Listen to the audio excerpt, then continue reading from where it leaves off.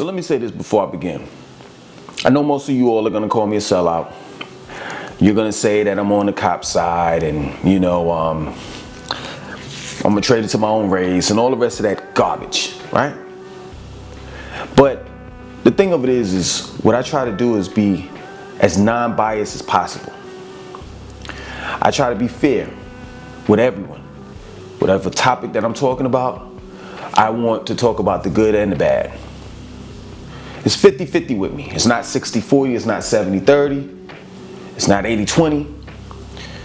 It's I'm going to tell the truth, and it's just that plain and simple. So, of course, you've seen the topic. It's put your foot in the cop's shoes. You see, one thing that I see that black people often do is they jump to conclusions. We as a collective do not practice critical thinking. That overall there's always two sides to the story. That plain and simple. So say for example, if you heard of a black man being killed by a white officer, you automatically assume that that officer is wrong.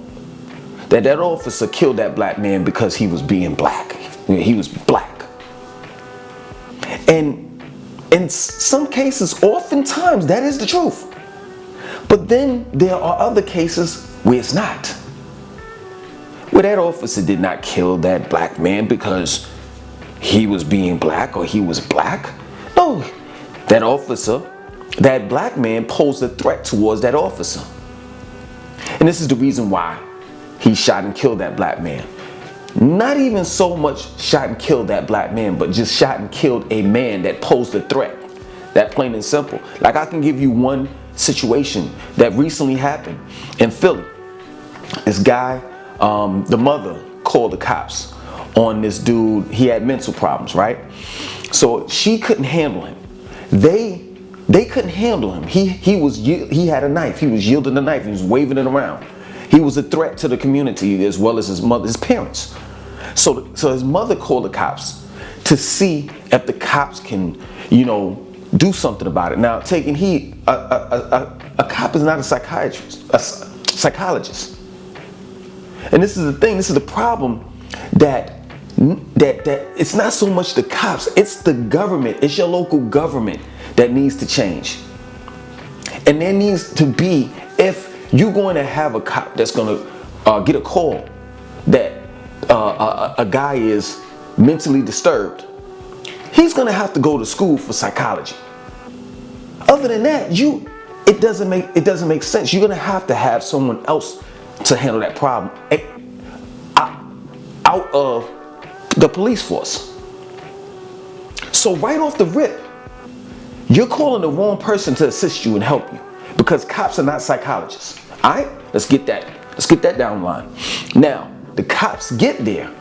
The black man comes out. He's yielding the knife, waving it around. The cops give him a command. Put the knife down. They're yelling because of the fact that if you were to say, hey, put that knife down, first of all, 9 times out of 10, people wouldn't hear what you're saying. And then you have to have that aggressiveness in your voice so that person can know that you mean business. Period. We do that all the time in real life. So, they gave him a command. They were backing up. It's white police officers, too. They were backing up. And they told him time after time, put the knife down. This dude starts to run right at them. That's when they shot and killed him. That plain and simple. So my question to you would, what was the cops supposed to exactly do? This guy's mentally disturbed. They're not psychologists. They can't talk. They're trying to talk him down by telling him to put the gun down. Now, how that might have been a psychologist on the scene, or someone that can talk him down, that was a professional at talking him down, maybe, excuse me, maybe the scenario would have been different. But here you have two cops. They don't know nothing about psychology. They're not psychologists. They don't. All they know is that they're called to a scene, and this guy's out here yielding a knife, waving it around and threatening people. That plain and simple. Now I know what you all are gonna say, that oftentimes that's not what it is. But I'm not talking about that. I'm talking about there are times where that is exactly what it is. It's exactly what it is. Yo, I remember, let's keep it 100. And y'all know it. So stop lying to yourself. I remember I used to go to the clubs, right? So, I'm in my 20s, right? Go to the club, I'm having fun and everything or whatever. At the end of every club that I've been to ever in my life, just about every club that I've been to ever in my life, there was always a shootout, regardless of whether I was partying in New York, regardless of whether I was partying in Richmond, Virginia, Durham, North Carolina, wherever. There was always a shootout. We run away from shootouts. Cops have to go to shootouts. They have to run into danger. Could you imagine that? Could you imagine running into danger? Like, let me tell you something. I got guns. It don't mean nothing if you don't know how to use them. It doesn't mean nothing if you don't have that Teflon skin, meaning if you're not built for it. It's the truth. You gotta be built for it. So regardless of whether you got a gun or not. And then another thing, see, I know I'm not talking to true players. And what I mean by players meaning is that people know their way around. I don't mean a player like, he a pimp or whatever. I'm talking about a true player, like know their way around. I know that most times I'm talking to the people that don't know anything. Have you ever heard a gunshot go off? Do you know, like, when I go to the range, you have to put on headphones and glasses? Do you know that? Because of the sound. The sound of a gun could bust your eardrum open. So you're hearing pop, pop, pop, pop, pop, pop, pop, pop, pop. You're getting the hell out of there. The cops got to go into that. And that's crazy to me, man. I would never want to be a cop. I would never want to be in those shoes. Because guess what? I'm just being real with you. My gun might go off, like, because I'm scared. No matter if it's a white dude or a black dude. And he moved. Oh, pop, pop, pop. Because I got to go home. And that's what y'all don't understand. These people are human just like everybody else. I'm not defending them. Don't take my video and chop it up and put it on your white militia channel and on the bottom the caption says, this black man is even against his race. No. That's not what I'm saying. I ain't down with the cops. I'm just telling you that it ain't easy. It's just not. Being a cop ain't easy. If anything that you gotten out of this video, it should be that being a cop is not easy and understanding it. Put your foot in those cop shoes. And I'm telling you, it's not about race all the time. I'm telling you, it's a matter of life or death. Let me tell you something. If somebody break into my home, right? I have to figure out whether I want to be alive or if he want to be alive. I have to figure out which life matters the most to me. And guess what? I want to be alive. So if somebody come through that door, they gonna get it. Period. And that's the point that I'm trying to make to you, man. If y'all ain't never been in no, and I've never been in a shootout, and I don't want to be in a shootout, but I am in training to like get to that. Pretty Ricky and I are about to start tactical training and all the rest of that stuff. So we're gonna be prepared for a shootout. I ain't talking about no hood shootout. I'm talking about a real deal shootout, like dudes that really know how to use guns versus us. Because I can tell you, like a regular hood shootout, it's always the bystanders that get killed. Because hood dudes don't know how to shoot a gun. They don't. I see videos and they got their guns They holding their guns with their finger on the trigger. Like, who does that?